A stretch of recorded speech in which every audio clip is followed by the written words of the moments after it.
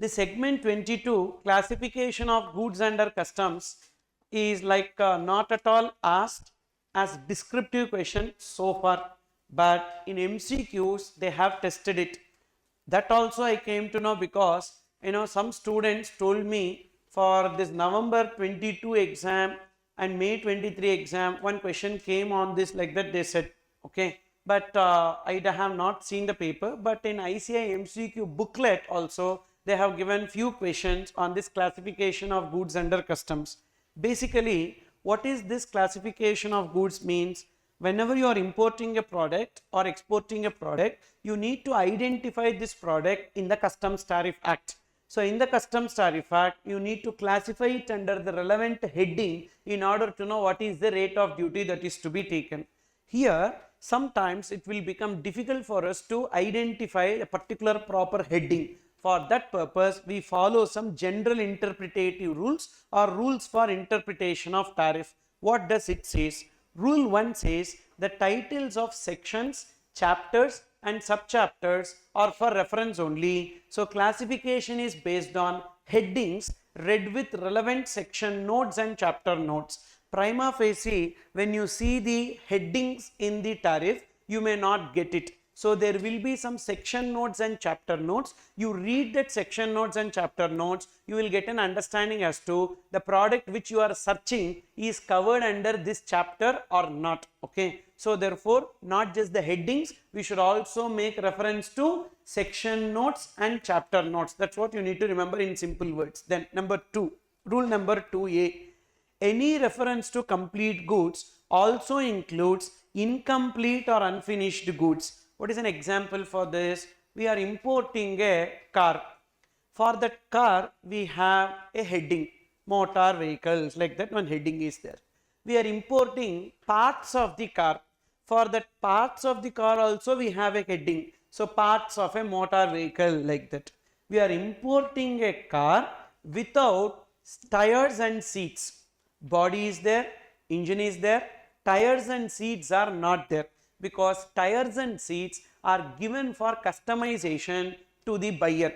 So buyer, example, this Mini Cooper car is there na. For that Mini Cooper, you can select the type of seats that you need, you can select the type of tires that you need. So due to that reason, when you are importing, they will not import the car with tires and seats. So now it is imported here, thereafter they will assemble the tires and seats. So based on the request of the customer.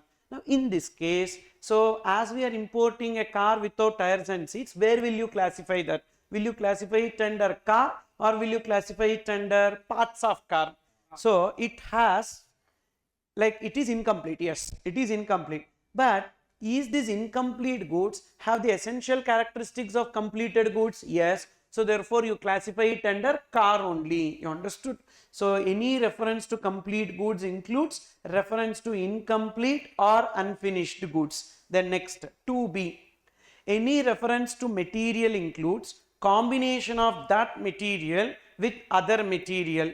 So what does it mean? Example, we are importing coffee. For coffee, there is a heading. We are importing chicory. For chicory also, there is one heading. But we are importing coffee powder mixed with chicory. Usually, coffee powder, raw coffee powder, no one is importing. What they do is that in that 80-20, 70-30 ratio, there will be coffee powder mixed with chicory. Chicory is an element which reduces the nicotine content in the coffee basically. So therefore, this product coffee with chicory, where will you classify? Under coffee only, because any reference to a material includes combination of that material with other material. Okay. Another example, so an article of gold, not gold purely, gold with copper. Never gold is imported per se, gold will be imported with copper also. So jewelry is under, every jewelry will have a copper content in that na. But where will you classify it as? Gold only na. So therefore any reference to material includes combination of that material with other material. Then 3A. When there is a specific heading and a general heading, always we will prefer specific heading over general heading. Example, we have imported electric shaver. Electric shaver. This electric shaver can come in two headings. Heading number 1, shavers and hair clippers. Like that one heading is there.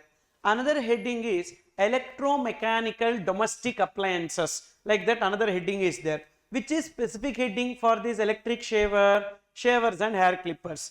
And electromechanical domestic appliances, not only shavers, lot of goods will come into that. Mixie, grinder, everything will come into that. So therefore, which is the specific heading, which is the general heading, you need to identify, and always prefer specific heading over general heading. So you need to classify under the specific heading. Then rule 3b says classification shall be as per essential character if a particular product is mixture or composite of goods containing different materials. What does it mean? Example, you are importing a geometry box. That geometry box contains a steel box, then drawing instruments, then we have pencil, eraser, sharpener, okay, 5 goods. But what is the essential character in this? Is it the steel box, pencil, eraser, sharpener? Then what is the criteria? What is the essential character?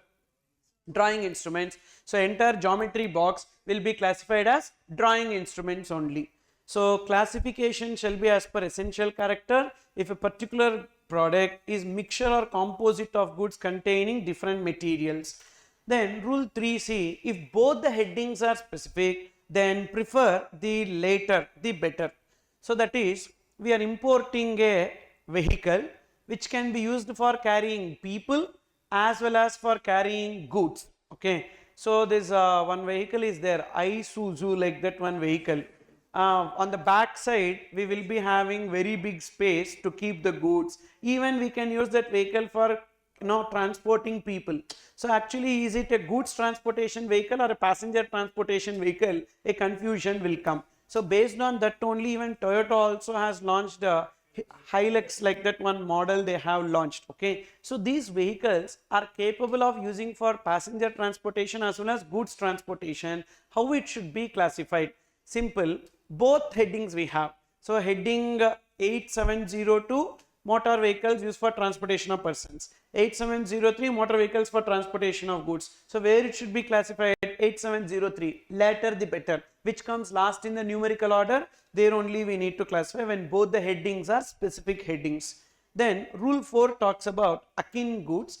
That is, whenever you are unable to classify as per any of the above rule, then follow which is similar. So under that similar goods you classify.